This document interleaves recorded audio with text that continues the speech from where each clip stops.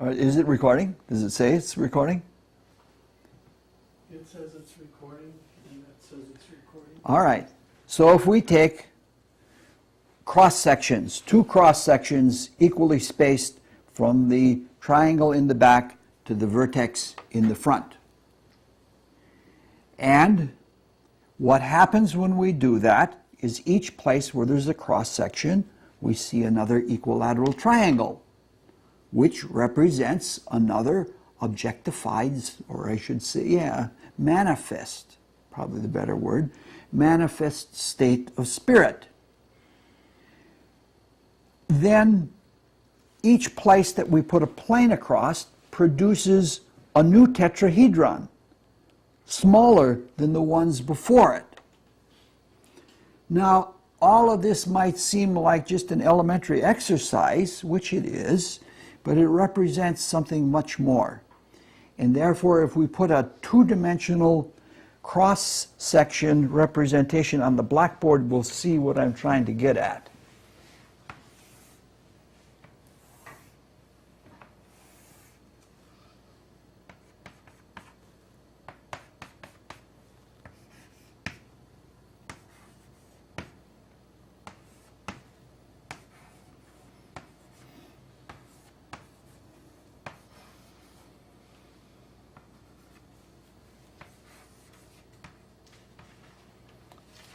See, this is a truly spiritual triangle. There is no before.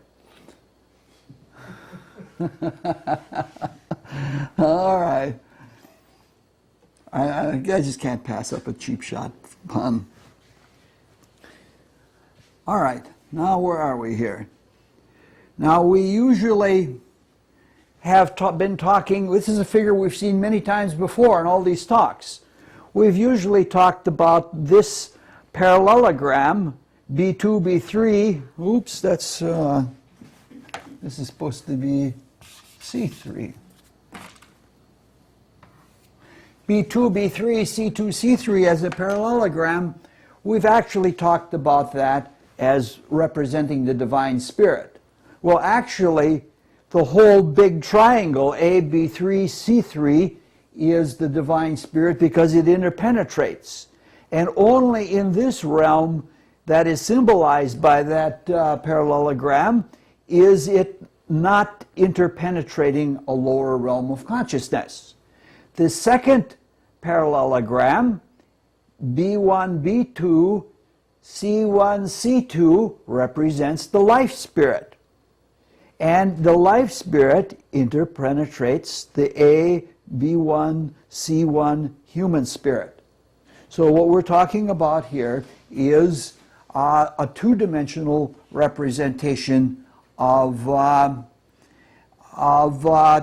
threefold spirit. And in that, the human spirit is always interpenetrated by both the life spirit and the divine spirit. And only the divine spirit transcends all of them. And only the divine spirit is self-sufficient in its subsistency. The other two states of spirit require the divine spirit for their existence or for their subsistence, either way I guess you want to say it. So actually, the divine spirit is the spirit of being and the spirit of the will to be. Now, the word being is a little bit too definite. As we said earlier, beingness would be a better word if there were such a word, but now there is.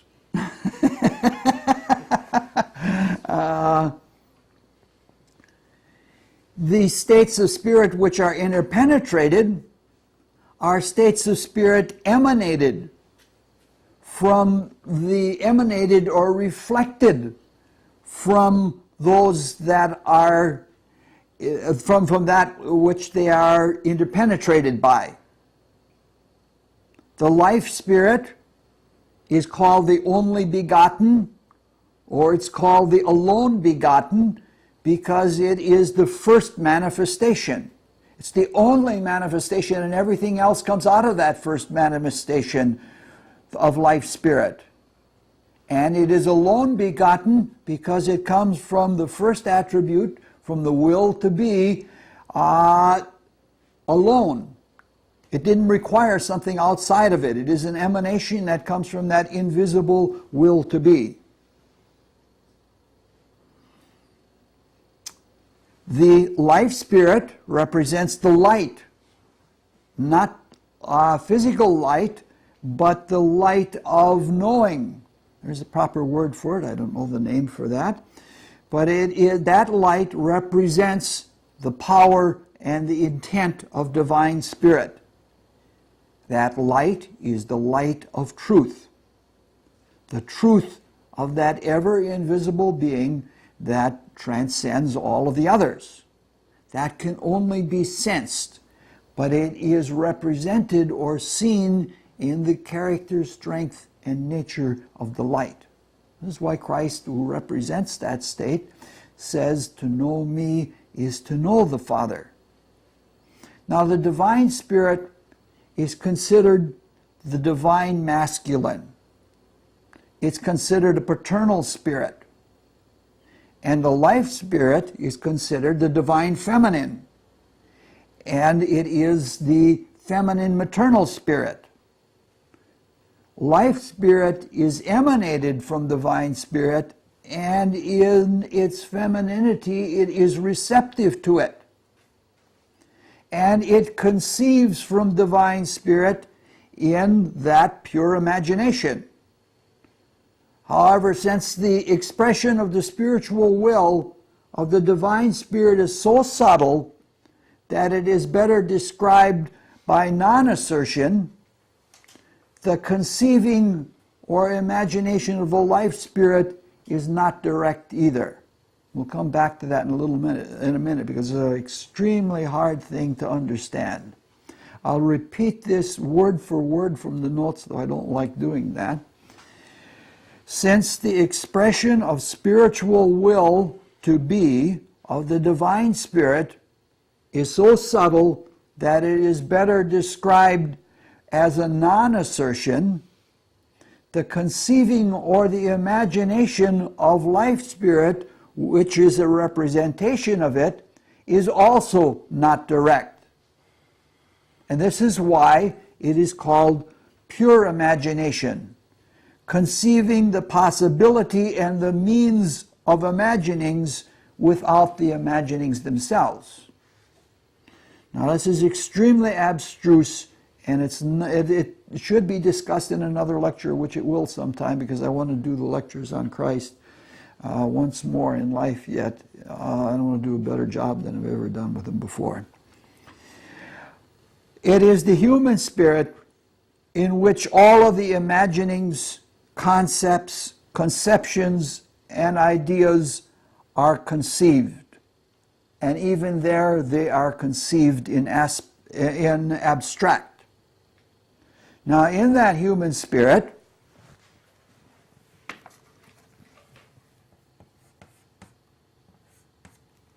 the deepest ideas, that is the ones closest to life spirit, are the ideas of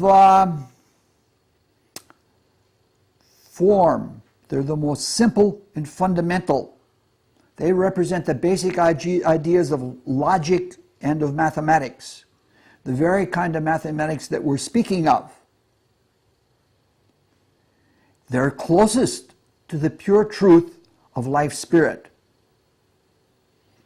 The realm of ideas that is just below that is the realm of ideas that have to do with life. That is, the ideas that produce living, growing forms out of the most simple, basic, unconditioned truths. The lowest realm of the human spirit is the realm of the ideas of emotion. That's coming right down to the point. It's coming right down to where the three highways meet. As we proceed in the direction of that point, the grossness and the denseness and the separation increase. And at the very bottom, at the point A, at the vertex of the Immaculate Conception tetrahedron, which is the place where the three roads meet, it is a compound idea. It is the idea of a being that has form, that has life, and that has emotion. A being such that its realization and its conception points to the conceptions that go into the phenomenal worlds. I don't know how to say it.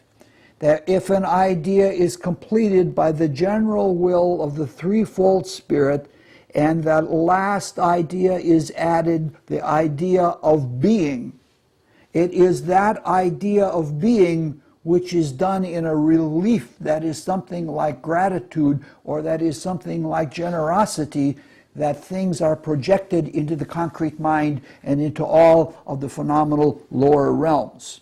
That is how the Immaculate Conception of anything that exists in any of the phenomenal worlds that we see around us is brought about.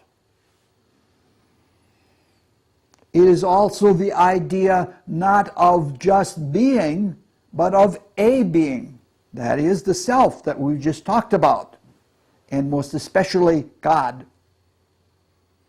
Thus, to the degree that one is awake and realizes that centralmost point of being in oneself, to that extent one is a creator. To the extent that we can finalize ideas in that way so that we change the external world, we are creators.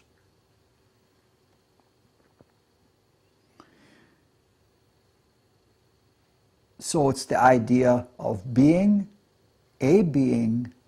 self as a being, God as a being, and God as self. It's a very compound being. Now, that point of soul, or of self, I should say, is both unique and exclusive, because it is the essential location of a separate being. Now, life spirit and divine spirit are called states of pure spirit. In their character, they do not have definitive separativeness. That definitive separativeness is only found in the self, that focus of the human spirit, or the focus of the whole threefold spirit through the human spirit would be a better way of saying it. So this is part of the meaning why there is room for only one party where the three roads meet. The most important part is that when one awakens to self, or realizes self, conceives self, or conceives through self, the awareness of pure spirit is lost. In that process of focus, in that conceptual completion, one cannot have one's attention on that very separate, definite, and specific focus, and at the same time have one's consciousness in the universal. At least maybe not now. So, there are two kinds of consciousness. Consciousness of a being and consciousness of subsistent being. Now, this dichotomy is especially true of self in relationship to the subtle subsistent basis of divine being, of divine spirit, whose being is best described as non-assertive, or is described as passive being. So when we look at that, the divine spirit, or pure being, is known in the prodigy. that is the most basic kind of spirit, is known when a spirit has been objectified out of it. The self is a representation of the Father, just as it is in the folk statement. But the direct realization of that beingness, or that being, not a being, but being, is lost when the self is completed, or when it is awakened and discovered and focused on. So this is the murder of Laius. When Oedipus comes to this realization of self, there are intimations of divine spirit, but in that the universal is lost. This is why in some spiritual schools focusing too much on self is not a good idea, because it is inhibitive of a higher kind of spiritual knowing. There are problems. I don't want to get into this, it's not in the notes, but if one does not have that specific self known, then one cannot enter into those higher realms with the objectivity that comes from the completing the idea of self. On the other hand, if one focuses in self, one cannot, exclusively, one cannot enter into those higher realms. It's always a matter of transcendence. Now, Oedipus, whose name means seer, when he comes into his own at the place where the three roads meet, and he begins to know himself, he kills his father. And he kills his father without even knowing it, because the separate and the unseparate, you can't know them simultaneously at the same, in the same moment. So he doesn't even know that he's killed his father, and the play is very consistent in that. And this is why the play is much more concerned about parricide than it is about homicide, as we noted all along. Now, this gives another view of the ignorance and the fated life of Oedipus. Earlier we said that Oedipus is like us, blind and ignorant and stunned in an awakened state, or a relatively unawakened state in materialism. All of the life is in the transcendent realms of the gods. And the life is the essence of the stories of the myth and the essence of the truth of the oracle. And as long as we're dumb and blind and stumbling around, we're like Oedipus and we're just puppets, because we haven't awakened to this self-controlled divine activity. So now when we look at it this way, we can see what seems like a doom that he is working toward without any control or any say in the matter is actually a logical and cosmological statement of a divine formula. A divine formula for creating self and awakening self and realizing self. A formula for how one kind of consciousness is born at the death of another. And in it there's a distant hope for the possibility of a kind of consciousness that includes both. But that's something I can't even begin to think about at this point. Now, we have to remember that we're talking about profoundly spiritual matters here, but that the way that we're talking about them is quite mental, and it's almost profane because of that. We should be doing this in our deepest meditation, and we should be doing this with awe and with worshipful adoration, because that is the reality of these things. Now, let's look at that for a moment as a segue into the next part of the grand enlightenment of Oedipus as a seer. Let's do that by asking a question. If one awakens to self and realizes that self is God, why isn't there more vanity or egoism? You would expect it would be rampant. And it is a danger. You're not supposed to look at the bride before the marriage. It's something that is known. If you're not ready and you try to force that experience, that's one of the dangers. So why aren't there more who have this experience guilty of the supposed sin of Narcissus?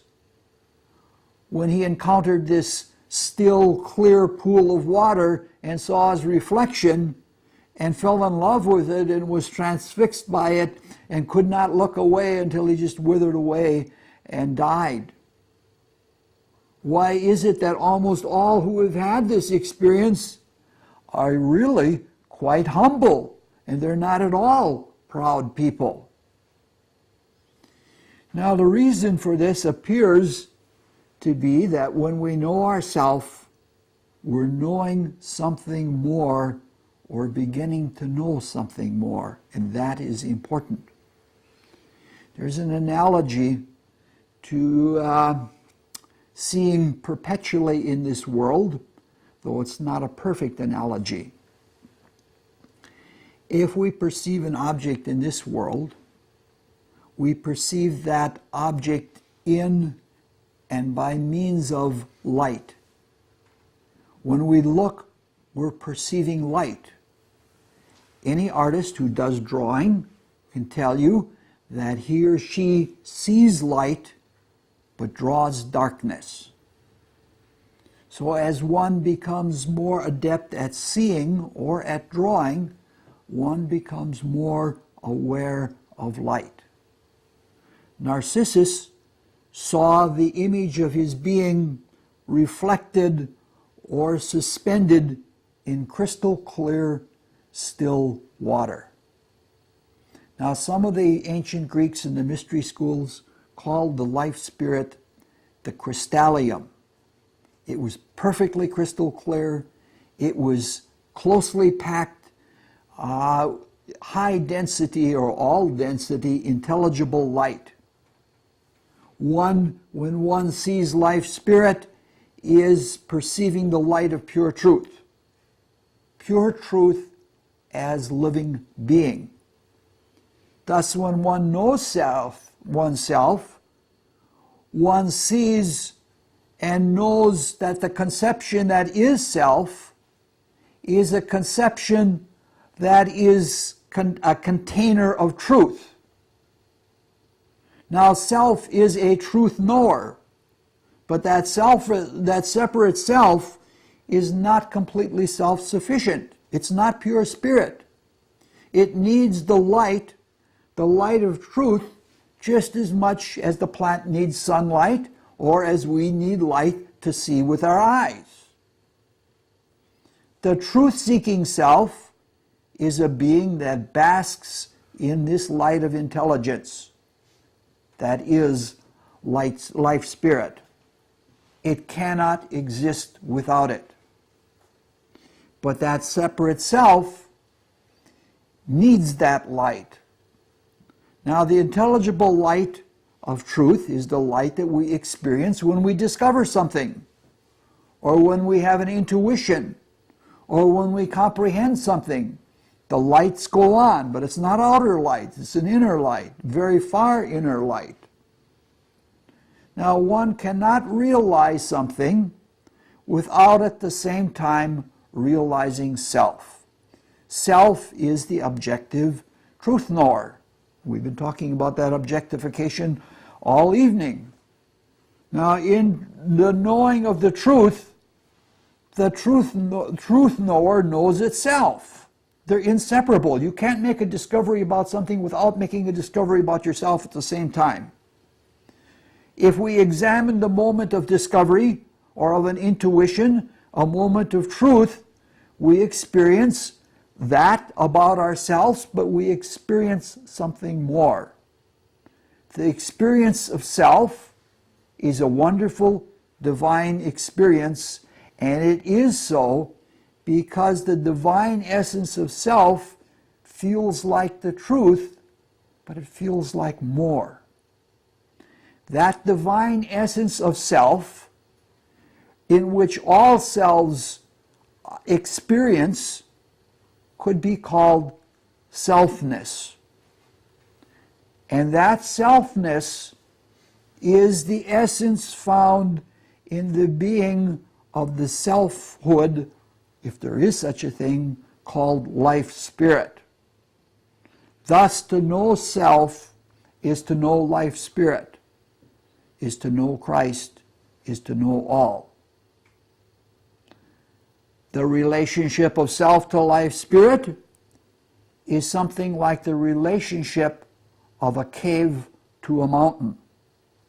The cave is an empty nothing. That's what the self really is. It's an objectification in pure truth that is like a hollowing out of the pure truth. And it couldn't exist without the mountain. And the mountain is obviously life spirit.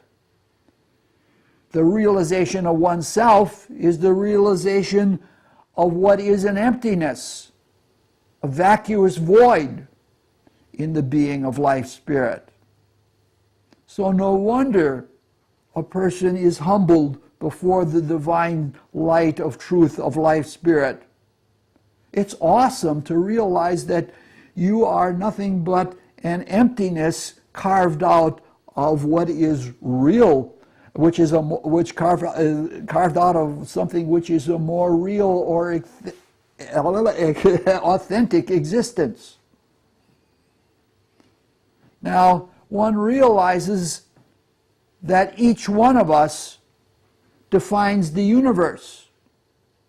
Even the Divine Father, which dies in the realization of, in that definition, is defined by that definition. But one also is awfully aware that it is defined, it is the greater reality that is defined. And its being is only important in its emptiness in relation to that greater reality. So if we recall that the life spirit, as we've been looking at it, and there are other ways to look at it, is the divine feminine in the Trinity. We can then see in it, in the moment of self-knowing, one sees how inseparably bound or married to the life spirit one is as an individuality. You can't make a cave without it being married to the mountain. So in that same moment, one realizes that oneself is a conception in selfness. Then we can see that the declaration that Orpheus the seer, the self-knower, would slay his father and marry his mother. Because that's what we're talking about here. One realizes that one is automatically, when one knows oneself, one is automatically married to the divine feminine, divine mother. The relationship is oracular in that, in terms of evolution, of the triune spirit, our humanity was created and formed before self was awakened. The selfhood was there before we awoke to it. The individual will in our individual tetrahedron was started a long time ago in the Saturn period when we were mineral-like. And we also learned our will in negative. We learned our will in negative by being resistant and sustaining forms in resistance. And our life spirit, our individual imagination, was also developed a long time ago in the sun period when we were plant-like. And we could grow forms that lived and that were newly imagined forms. So we had the idea of life and imagination in the plant-like state. The separate individuality we recognized a long time ago in the ancient moon period when we were animal-like. And we had separate mobile forms, and through that experience we got the notion of separateness, and consequently all three attributes of the threefold spirit were present way before we became human beings. So our transcendent spiritual anatomy came into being, and its elements were connected like the limbs are connected in the triangle as a consequence of cosmological necessity. And that was long before we awakened each individuality, and long before we can detach each limb from limb, like Orpheus was ripped apart limb from limb, like the detachment of the self from the father in the murder of the father. Now this is a huge, huge topic beyond anything that we can cover right now, even if this were to go on 2.5 hours instead of just 2.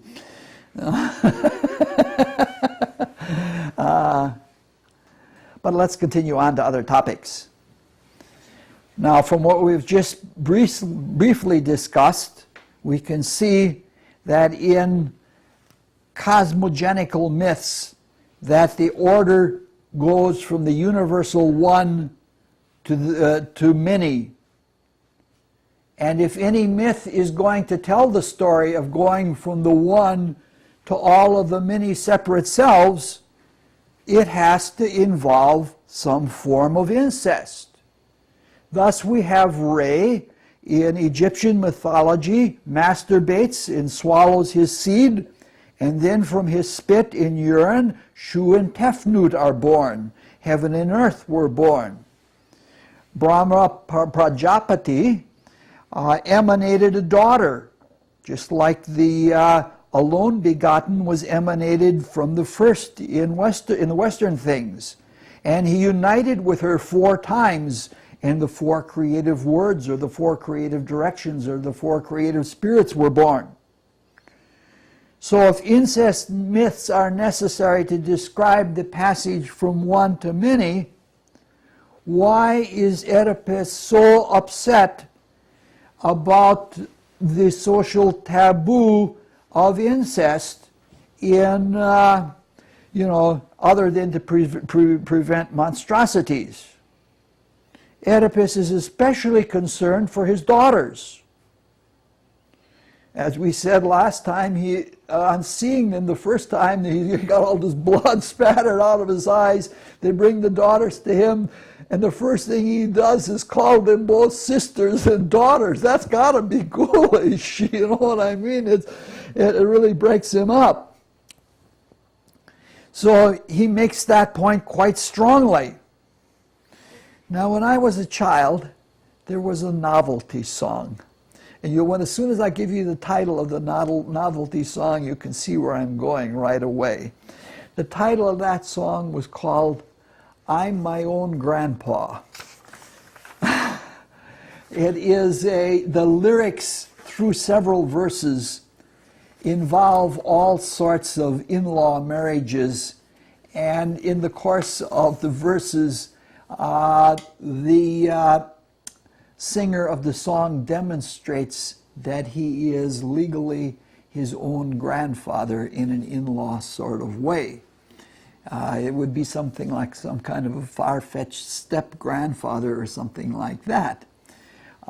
It takes quite a while. You have to have the lyrics right before you, and you have to go through them all to see that it really is legit.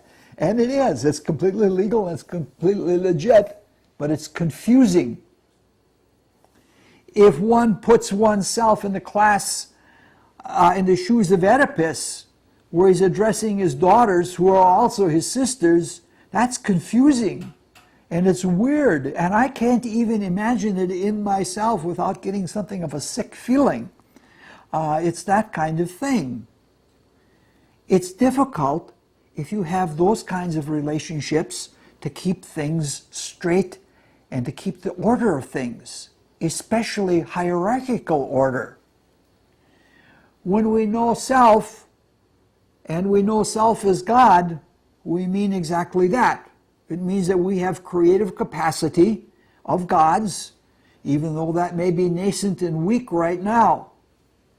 It means that we can conceive ideas, and we can focus ideas and project them as concrete thoughts to become other more concrete things.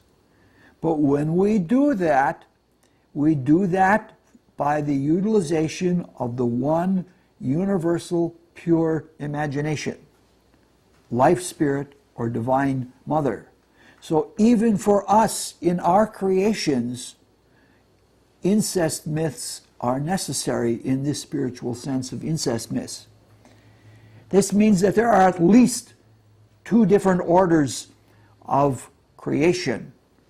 There is the divine archetypal standard, going from the top down, from the divine spirit through the life spirit to all of the many human spirits. And then there is this that we're speaking of now, this bottom up of selves creating through the life spirit that is common to all.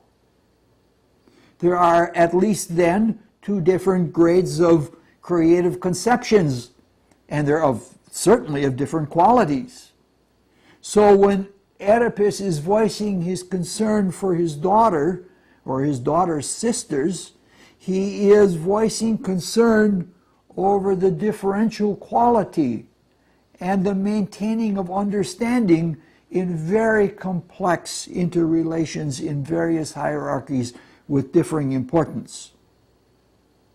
This is why humility, which establishes relative significance, is so important.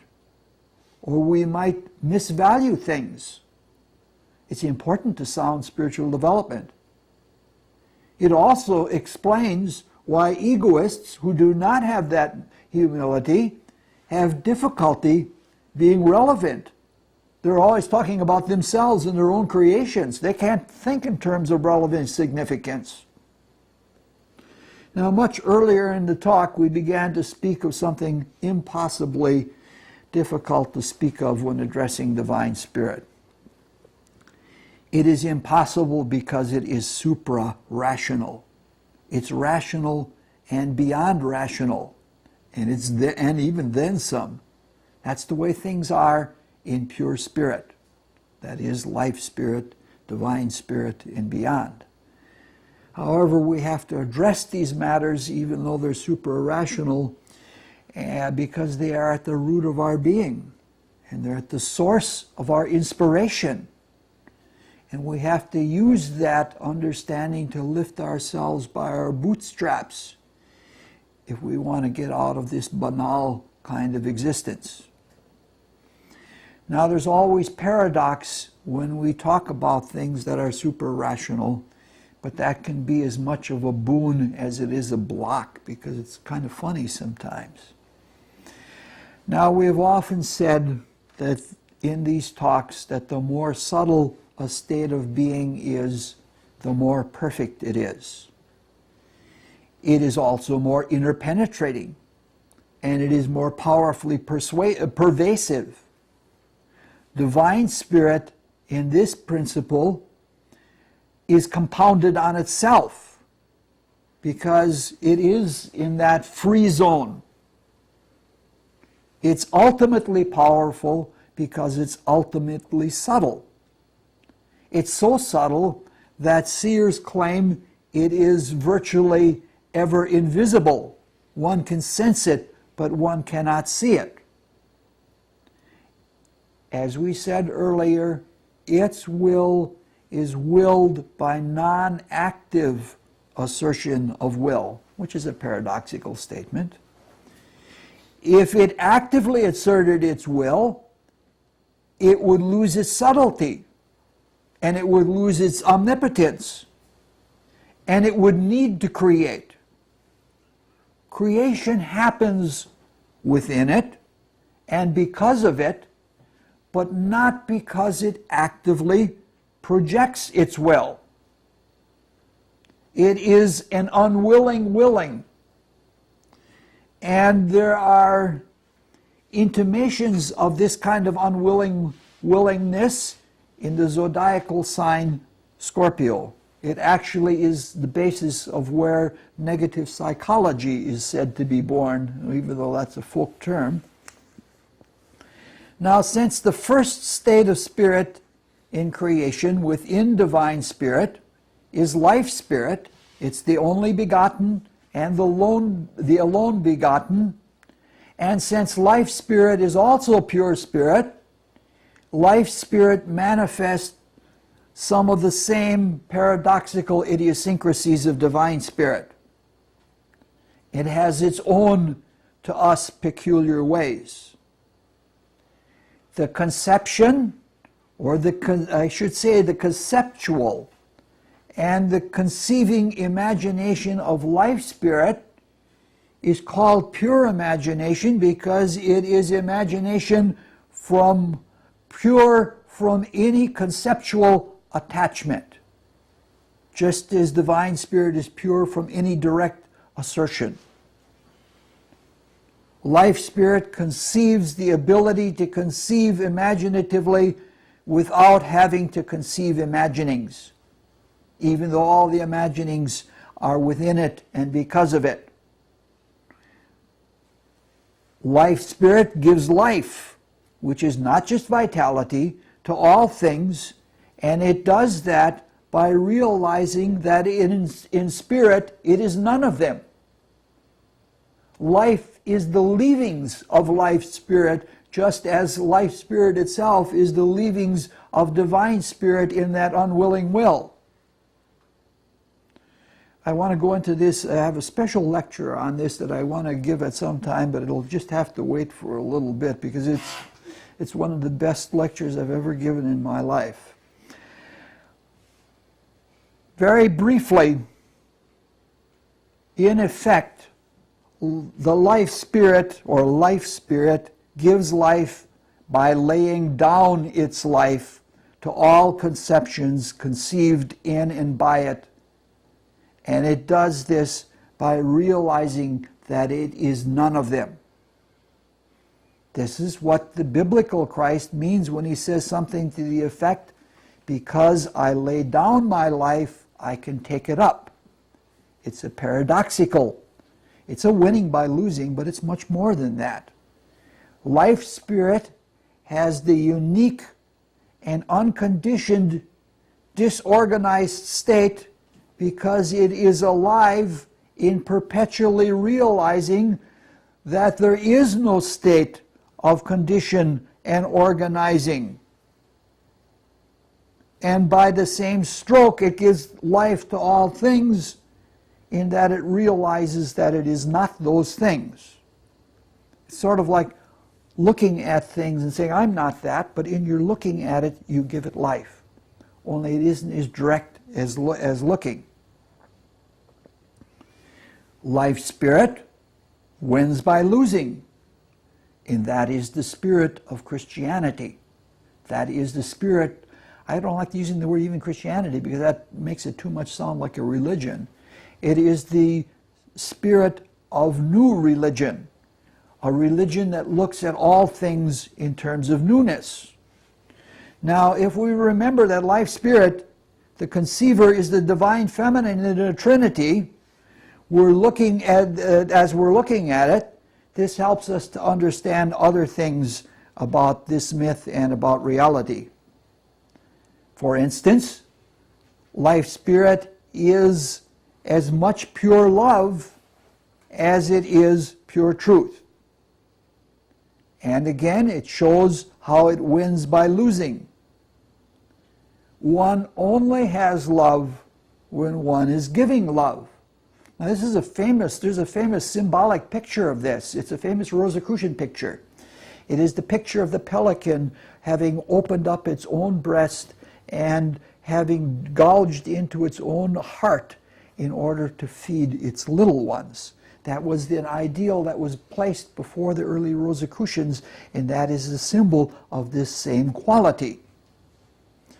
Now, following this same kind of paradoxical logic, life spirit has in its selfness, in laying down its selfness for all of its selves. All of us in ourselves exist because of the life of life spirit, and life spirit has its life because it isn't any of those things or any of those selves that are conceived in it. In the same way that life spirit itself is born because of the omnipotent power of divine spirit, and the divine spirit is omnipotent because it does not will its will. It's that kind of a subtle, it's a very hard kind of logic to get used to. But this is what is meant in the crude symbolism of this myth and in this play when it says Jocasta committed suicide. Jocasta, as life spirit, is committing suicide all the time, but it never dies, it just becomes more alive. This is the whole quality of martyrdom, which is a very lower octave of this same principle, but it's based on the tremendous power of that. And this is the power that he who saves his life shall lose it, and he who loses his life shall save it. This is where the whole outlook, the spiritual outlook of the future, is based on this principle. This is the new quality that is coming into the future. This is another example of something that is sublime being stated through something that is tragic, because comedy is too trite. Something sublime can only come through tragedy.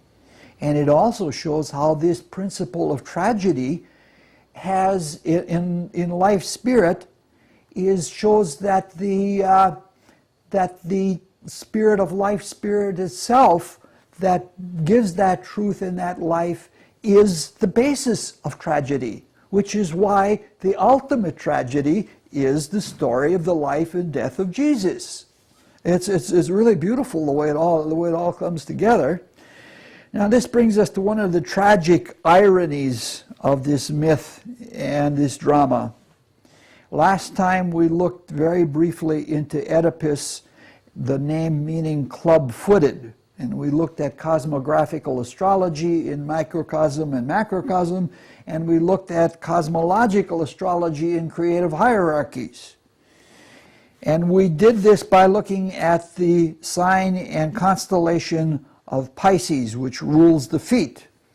Humanity is that hierarchy that is associated with Pisces. Now let's look at, we're very close to the end now. I'm sorry, this is a little long. But this isn't quite as long as the one a few years ago that went 2 hours and 40 minutes to close the year out. Now let's look at the name Oedipus in its other meanings. Oedipus is a pun. It means I see, and it also means I know, while at the same time it means club-footed, depending on how you accentuate it. Now we have already seen seeing and knowing through the perceptual witness, who helps Oedipus to know who he is and where he has come from. Now let's look at seeing in a different way. We began this talk this evening by looking at symbolism and dream or myth interpretation. And we've looked at 2 techniques of interpretation of symbols. Now let's look at another. Now we've seen Oedipus as self. Therefore he can be seen as any man or as every man. If we are in our ultimate being God, then the universe is within us too. If that is so, we are everything and everyone in something that represents us. That is a myth or a drama. Everything and everyone in this drama, in this myth, or in your dreams is you, because the dream is part of a spiritual one, a totality.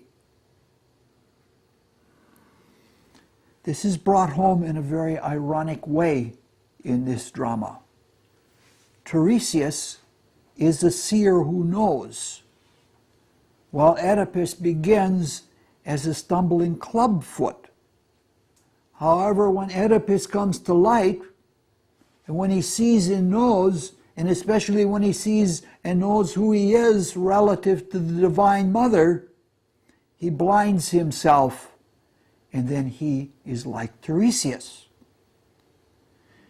There's another way This is another one of the many ways in which tragedy in its details seems horrible, but what it really is something quite sublimely spiritual.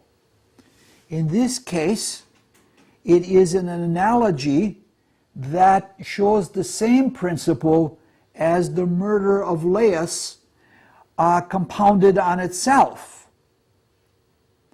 Because in a similar way to the way that the ultimate state of spiritual purity and divine spirit is lost when one focuses on spiritual self, on one or on identity or entity, perceptual consciousness is lost during transcendental experience, and transcendental experience is lost during perceptual experience. It's one of those things of one or the other, at least at this time in evolution. In the case of consciousness in life spirit, the sense of self is lost to the infinite, to the cosmic other. We always care about the other. That is why life spirit does what it does. It has its selfness in loving the other. Seers who have attained to that deep status of enlightenment in life spirit they're not aware of it when they're back in the physical body, and they have to piece it together from memories. And when you're in that state of life spirit, you're automatically altruistic, because your self is not yourself, it's the self of the infinite other. The infinite self, I am because you are loved. Only you don't think of the I am. You think only of the you are loved, and your existence and being and purpose and everything is because of that loving of the infinite other. So, perpetual blindness would indicate perpetual seership. But it could also indicate a cosmic escapism.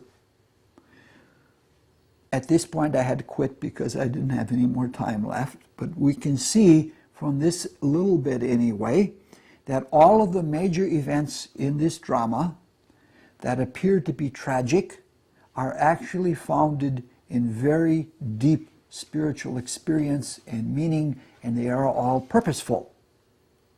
The meaning of the exile and the exposure of Oedipus, again on Mount Kithaeron, this time as a blind man, we will cover next year, or maybe the year after when we get to Oedipus at Colonus.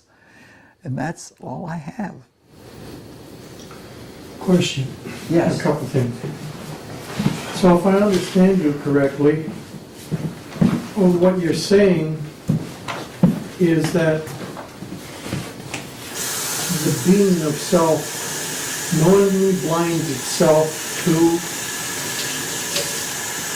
knowing all things or being aware of all things. No, it's kind of by manifesting into the physical. Yes, it is not intentional. It happens. It isn't an intentional blinding. It happens when we do our cosmic duty and when we fulfill the divine creative formula. Okay.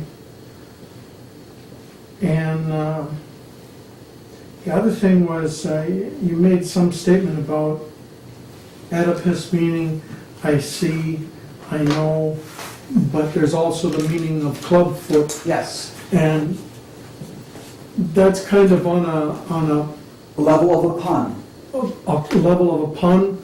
And also, if you look at the Bible, I mean, there are different levels there. There's what they consider the historical level, and then there's the level for the one seeker, and then there's the higher level, which says that it's the formula for everything. That's why puns are such wonderful things, because they allow you to see the same word, in the case of a pun, from two different points of view. And if the pun happens to be a double entendre or a triple entendre, you see the same thing not only from different points of view, but on different levels of meaning. We talked about this a few years ago when we said that in the myth of Demeter, that was the birth of naughty jokes. And in the Eleusinian Mysteries, they taught naughty jokes, not only to get people to relieve themselves about their anxieties of the misuse of the sexual force, but to see that those things could have a meaning on another level. And this means that anybody who does a lot of punning is automatically showing that they are a divine being of some caliber. What fun. You missed the pun that I had earlier. It just fell on me while I was doing the notes that if a priest has a great idea and he delivers it to his congregation in a homily, he's perishing the thought. I had another one that was even better, but I forgot it.